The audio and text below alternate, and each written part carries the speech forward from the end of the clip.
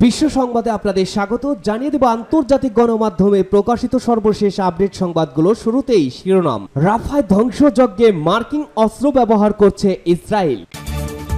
এদিকে হামাসের ববি ট্যাব পরে গাজায় ৩ ইসরায়েলি সৈন্য নিহত। জানিয়ে দেব রাফায় হামলার প্রতিক্রিয়া, গাজায় ভয়াবহ নৃশংসতা অবশ্যই বন্ধ করতে হবে। অন্যদিকে অল আইজ অন রাফা, পই পই করে ইসরায়েলের খুনে নেতা বেনিয়ামিন নেতানিয়াহুকে না করা হয়েছিল গাজা উপত্যকার লাইফ লাইন হিসেবে বিবেচিত রাফা শহরে অভিযান না চালাতে কিন্তু কথা শোনেননি তিনি। জানিয়ে দিব হামাস নেতা বাসেম নাইমের এক্সক্লুসিভ সাক্ষাৎকার। যুদ্ধ অব্যাহত থাকার অর্থই হচ্ছে আরও ইসরায়েলি দখলদার বাহিনী সেনাকে বন্দী করা।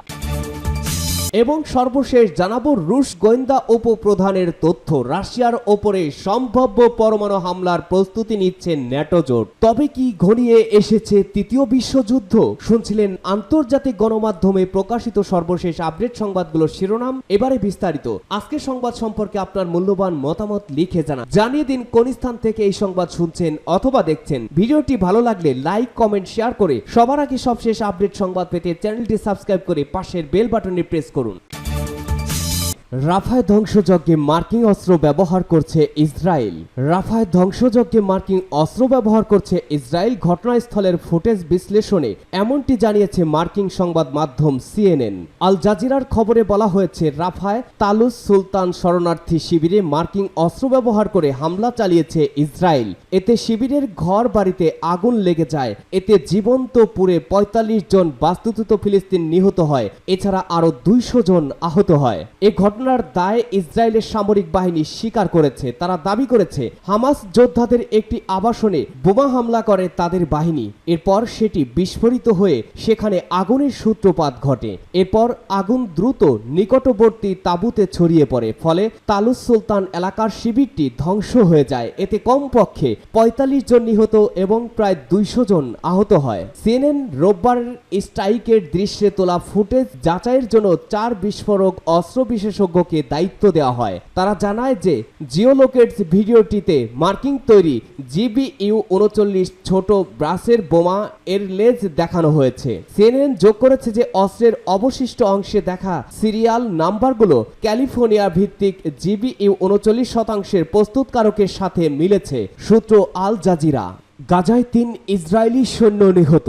হামাসের বুবি ট্যাব পরে ইসরায়েলের ৩ সেনা নিহত হয়েছে। তাদের মৃত্যুতে স্থল ও সীমান্ত অভিযানে নিহত ইসরায়েলি সেনার সংখ্যা ২৯১ জনে পৌঁছেছে। বুধবার ২৯ মে ইসরায়েলের সামরিক বাহিনী এক বিবৃতিতে তাদের নিহত হওয়ার খবর দিয়েছে। নিহত সেনারা হলেন স্টাফ সার্জেন্ট আমির গ্যালিলোভ, স্টাফ সার্জেন্ট উরি বার-অর, স্টাফ সার্জেন্ট ইডো অ্যাপেল। তারা সবাই নাহাল ব্রিগেডের ৫০তম ব্যাটালিয়নের কর্মরত ছিলেন। টাইমস অফ ইসরায়েল জানিয়েছে, সামরিক বাহিনীর প্রাথমিক তদন্ত অনুসারে একটি বুবি আবদ্ধ বিল্ডিং এর বিস্ফোরণে ওই ৩ সেনা নিহত হয়। এছাড়া ৫০তম ব্যাটালিয়নের এক অফিসার এবং ২ সেনা সদস্য গুরুতর আহত হয়েছেন। একই ঘটনায় অপর একজন অফিসার মাঝারিভাবে আহত হয়েছেন। সূত্রটি আরও জানিয়েছে, মঙ্গলবার অন্য একটি ঘটনায় কমব্যাট ইঞ্জিনিয়ারিং কর্পসের ৬১৪তম ব্যাটালিয়নের এক অফিসার ও এক সৈন্য উত্তর গাজায় লড়াইয়ে গুরুতর আহত হয়েছেন। এছাড়া অভিজাত ইয়াহালম যুদ্ধ প্রকৌশল ইউনিটের এক সৈন্য গুরুতরভাবে আহত হয়। খবরে আরও বলা হয়েছে, মঙ্গলবার দক্ষিণ গাজায় একটি ববি আটকে থাকা টানেলের খাদে বিস্ফোরণের ফলে আরও ৩ সৈন্য হালকা এবং মাঝারিভাবে আহত হয়। আর আজ বুধবার মাল্টি ডোমেন ইউনিটের এক সেনা উত্তর গাজায় গুরুতরভাবে আহত হয়। সূত্র টাইমস অব ইসরায়েল। রাফা হামলার প্রতিক্রিয়ায় গাজায় ভয়াবহ নৃশংসতা অবশ্যই বন্ধ করতে হবে বললেন জাতিসংঘ মহাসচিব। জাতিসংঘ মহাসচিব অ্যান্টনিও গুতেরেস বলেছেন, গাজা উপত্যকায় যে ভয়াবহ আগ্রাসন চলছে এবং দানবীয় আতঙ্ক বিরাজ করছে তার অবশ্যই অবসান হতে হবে। ঘনবসতিপূর্ণ রাফা শহরে ইসরায়েলি বাহিনী যে বর্বর বিমান হামলা চালিয়েছে তারও কঠোর সমালোচনা করেছেন গুতেরেস। গতকাল মঙ্গলবার জাতিসংঘ মহাসচিবের মুখপাত্র স্টিফেন ডুজারিক এক বিবৃতির মাধ্যমে মাধ্যমে গুতেরেজের এই বক্তব্য তুলে ধরেন। তিনি জানান, অবরুদ্ধ গাজায় অবিলম্বে যুদ্ধবিরতি প্রতিষ্ঠার দাবি জানিয়েছেন গুতেরেজ। সম্প্রতি আন্তর্জাতিক বিচার আদালত রাফা শহরে ইসরায়েলি আগ্রাসন বন্ধের জন্য যে নির্দেশ দিয়েছেন তা বাস্তবায়নের ওপরও জোর দেন জাতিসংঘ মহাসচিব। তিনি বলেন, আন্তর্জাতিক আদালতের এই নির্দেশ মান্য করা বাধ্যতামূলক এবং এ ব্যাপারে অবশ্যই ইসরায়েলকে সহযোগিতা করতে হবে। ইহুদিবাদী ইসরায়েল গত 7 অক্টোবর থেকে গাজা উপত্যকায় বর্বর আগ্রাসন চালিয়ে আসছে এবং এ পর্যন্ত 36,000-এর বেশি নিরপরাধ ফিলিস্তিনিকে হত্যা করেছে, যার বেশিরভাগই নারী ও শিশু। এছাড়া গত রোববার ইসরায়েল রাফা শহরে একটি তাঁবু নির্মিত শরণার্থী শিবিরে বিমান হামলা চালিয়েছে, যাতে 50 জনের বেশি ফিলিস্তিন শহীদ হয়েছেন। এই 50 জনের অনেকেই পুড়ে মারা গেছেন। এ নিয়ে আন্তর্জাতিক অঙ্গনে ইসরায়েলের বিরুদ্ধে নিন্দার ঝড় উঠেছে। মারাত্মক চাপে পড়ে ইসরায়েল বলছে যে সেখানে ভুলক্রমে হামলা চালিয়েছে ইসরায়েলি সেনাদল।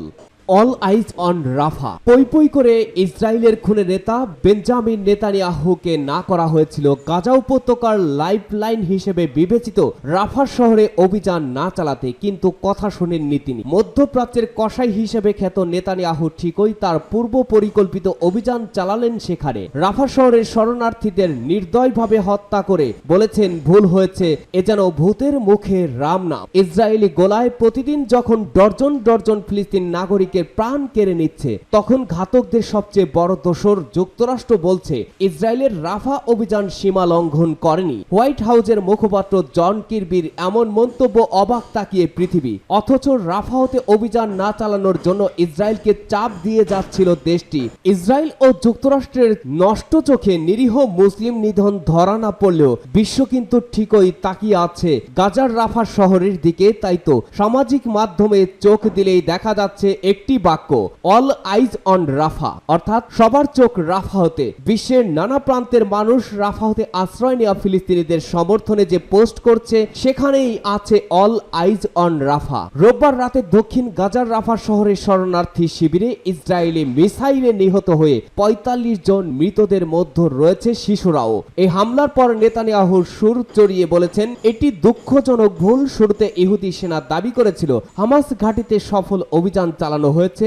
এই হামলা ঘিরে নিন্দার সরব বিশ্ব, আর তারপর থেকেই ট্রেন্ডিং অল আইজ অন রাফা। এই রক্তক্ষয়ী যুদ্ধ বন্ধের ডাক দিয়েছেন অনেকেই। কবে যুদ্ধ থামবে এই অপেক্ষায় সারা বিশ্বের শান্তিকামী মানুষ, কিন্তু এখনো পর্যন্ত লড়াই থামার কোনো লক্ষণই দেখা যাচ্ছে না। দেশের মাটিতেও কণ্ঠাসা হয়ে পড়েছেন নেতানিয়াহু। নিজের দেশেই প্রবল বিক্ষোভের মুখে পড়তে হচ্ছে ইসরায়েলি প্রধানমন্ত্রী। তার জনপ্রিয়তা এখন তলানিতে, সেই সঙ্গে নেতানিয়াহুর সঙ্গ ছাড়তে শুরু করেছেন তারই দলের নেতারা। হামাস নেতা বাসেম নাইমের এক্সক্লুসিভ সাক্ষাৎকার, যুদ্ধ অব্যাহত থাকার অর্থই হচ্ছে আরো ইসরায়েলি বন্দী হবে। ফিলিস্তিনের ইসলামী প্রতিরোধ আন্দোলন হামাসের শীর্ষ পর্যায়ের নেতা বাসেম নাইম বলেছেন, অবরুদ্ধ গাজা উপত্যকায় ইহুদিবাদী ইসরায়েলের যুদ্ধ অব্যাহত থাকার অর্থই হচ্ছে আরো ইসরায়েলি গাজার প্রতিরোধ যোদ্ধাদের হাতে বন্দী হবে। লেবাননের আল মায়াদিন টেলিভিশন চ্যানেলকে গতকাল মঙ্গলবার দেওয়া একান্ত সাক্ষাৎকারে বাসেম নাইম এসব কথা বলেন। ইহুদিবাদী ইসরায়েলের চ্যানেল 12 থেকে খবর দেওয়া হয়েছে যে দীর্ঘমেয়াদী যুদ্ধবিরতির ব্যাপারে আলোচনা করতে প্রস্তুত রয়েছে ইসরায়েল। এ বিষয়ে এক পোস্টের জবাবে হামাস নেতা বাসিম বলেন, ইসরায়েলি শব্দের মারণ প্যাচ অগ্রহণযোগ্য। এটি শুরুতেই স্পষ্ট হওয়া উচিত যে হামাসের দাবি হচ্ছে একটি সম্পূর্ণ যুদ্ধবিরতি। হামাসের এই নেতা জোর দিয়ে বলেন, যুদ্ধক্ষেত্রে যোদ্ধাদের কিংবদন্তির পারফরম্যান্সের উপরে নির্ভর করে এই যুদ্ধবিরতির ব্যাপারে হামাস তার অবস্থান ঠিক করছে। তিনি বলেন, আগে হামাস যে প্রস্তাব গ্রহণ করেছিল তাতে ফিলিস্তিন জনগণের আকাঙ্ক্ষা পূরণ হচ্ছিল। নাইম বাসেম বলেন, কেউ সম্প্রতি হামাসের সাথে যোগাযোগ করেনি এবং নতুন কোনো প্রস্তাবও দেওয়া হয়নি। রাফা ক্রসিং এ ইসরায়েলের দখলদারিত্ব বহাল রেখে হামাস ইসরায়েলের সাথে নতুন কোনো চুক্তিতে আলোচনায় বসতেও আগ্রহী নয় বলে উল্লেখ করেন তিনি। তিনি বলেন, আমরা আলোচনার নতুন কোনো দরজা খুলতে আর প্রস্তুত নই। যে কৌশল গত কয়েক মাস ধরে যুদ্ধবাজ নেতানিয়াহু অনুসরণ করে আসছে, বাসেম নাইম সুস্পষ্ট করে বলেন, আলোচনার নামে সময় ব্যয় করতে প্রস্তুত নয় হামাস, এবং ফিলিস্তিন জনগণকে গণহত্যা থেকে বাঁচানোই এখন তাদের কাছে প্রাধান্য পাচ্ছে। রুশ গোয়েন্দা উপপ্রধানের তথ্য রাশিয়ার উপর সম্ভাব্য পরমাণু হামলার প্রস্তুতি নিচ্ছে ন্যাটো জোট। রাশিয়ার গোয়েন্দা সংস্থা ফেডারেল সিকিউরিটি সার্ভিস এফএসবির উপপ্রধান এবং সীমান্তরক্ষী বাহিনীর প্রধান জেনারেল ভ্লাদিমির কুলিশভ বলেছেন, মার্কিন নেতৃত্বাধীন ন্যাটো সামরিক জোটভুক্ত দেশগুলো রাশিয়ার উপর সম্ভাব্য পরমাণু হামলার জন্য প্রস্তুতি নিচ্ছে। রুশ গণমাধ্যম রিয়া নভোস্তিকে দেওয়া এক সাক্ষাৎকারে তিনি একথা বলেছেন। তিনি সম্ভাব্য পরমাণু হুমকির গুরুত্ব তুলে ধরে বলেন, তার বাহিনীকেই এই হুমকি মোকাবেলা করতে হবে। জেনারেল কুলিশভ বলেন, রাশিয়ার সীমান্তের কাছে ন্যাটো গোয়েন্দাদের তৎপরতা বাড়ছে, ন্যাটো বাহিনী সামরিক প্রশিক্ষণ জোরদার করছে।